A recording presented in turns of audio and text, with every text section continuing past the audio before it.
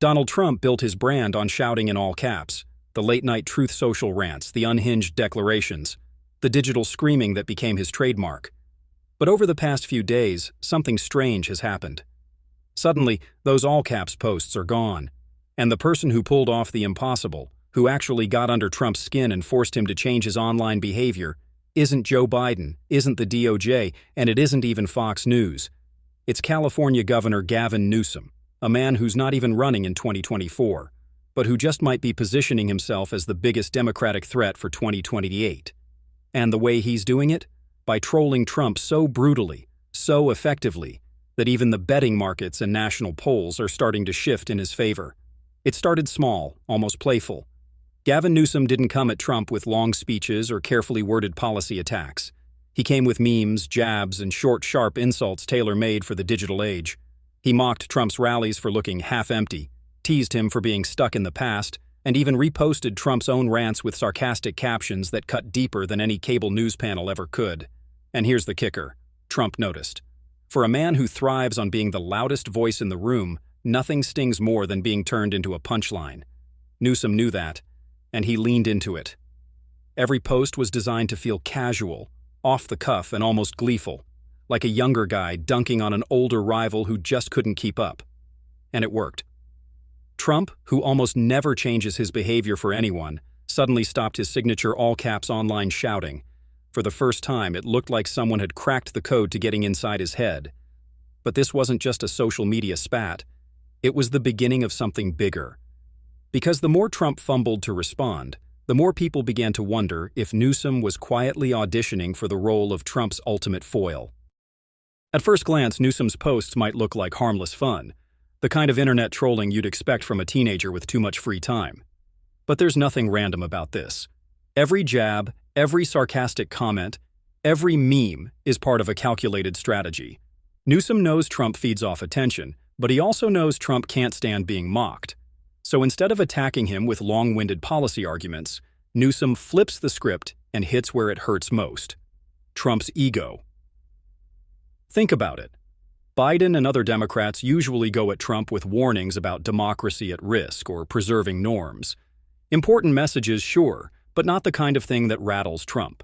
Newsom, on the other hand, takes the fight to Trump's own arena, social media. He doesn't try to out-argue him, he out-memes him. He uses Trump's own language against him, making the former president look out of touch, even weak, to the very audience Trump has always relied on for validation.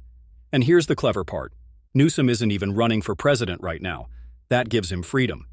He can take risks, troll hard, and experiment with messages in ways that someone like Biden simply can't. It's political theater with no downside, and it's making people wonder if Newsom is quietly testing out the playbook he'll use when his own shot at the White House finally comes. But while Newsom plays the long game, the short-term impact has already been dramatic, and it's showing up in places that even Trump pays attention to. What really sent shockwaves through the political world wasn't just the trolling itself, it was the reaction. Within hours of Newsom's posts going viral, online betting markets started shifting. For months, those platforms had Trump as the dominant Republican favorite and Biden as the incumbent Democrat. But suddenly, there was Gavin Newsom's name climbing the Democratic side, inching higher with every headline he generated at Trump's expense. It might sound silly. Betting odds aren't the same as votes. But in politics, perception shapes reality. The fact that thousands of people were putting their money on Newsom's future showed that his trolling wasn't just entertaining. It was effective. He wasn't even in the race, yet he was stealing oxygen from people who were. Even major outlets picked it up, with analysts openly asking, if Newsom can rattle Trump this badly from the sidelines, what happens when he actually steps into the arena? That's the kind of narrative shift campaigns dream about. And here's the kicker. Trump has always prided himself on controlling the conversation, bending the news cycle to his will. But for the first time in a long time, someone else was driving the story. And it was all because of a few well-timed, brutal online posts. But this wasn't just about markets and headlines. The real story was how the public, and even Trump's own base, started reacting once Newsom turned up the heat. The moment Gavin Newsom's posts hit social media, the comment sections lit up like wildfire. On one side, Democrats were celebrating, finally seeing someone who could match Trump's energy blow for blow without sounding desperate. Memes started flooding Twitter and TikTok, mocking Trump's sudden shift away from all caps with captions like, "Did Newsom just take Trump's caps lock hostage?" But the more surprising part? Even some MAGA supporters were rattled. They weren't used to seeing their guy backpedal, especially not online. Trump's entire persona was built on being untouchable, never admitting weakness, never breaking character. And yet, here he was, changing his tone because one Democrat got under his skin. To his base, that was unsettling. To his critics, it was a sign of vulnerability they'd been waiting years to see. And it wasn't just about the trolling itself. The public started asking bigger questions. If Trump can't even handle a few posts from Newsom, how's he going to handle another presidential race?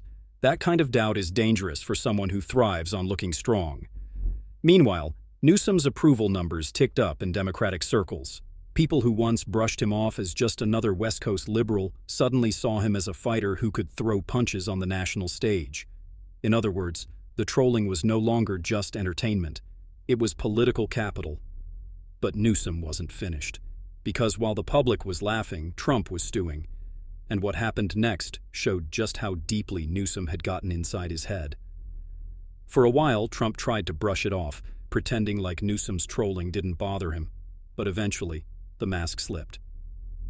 Late at night, in one of his signature rants, Trump blasted Newsom directly, calling him weak, a disaster for California, and even questioning his sanity.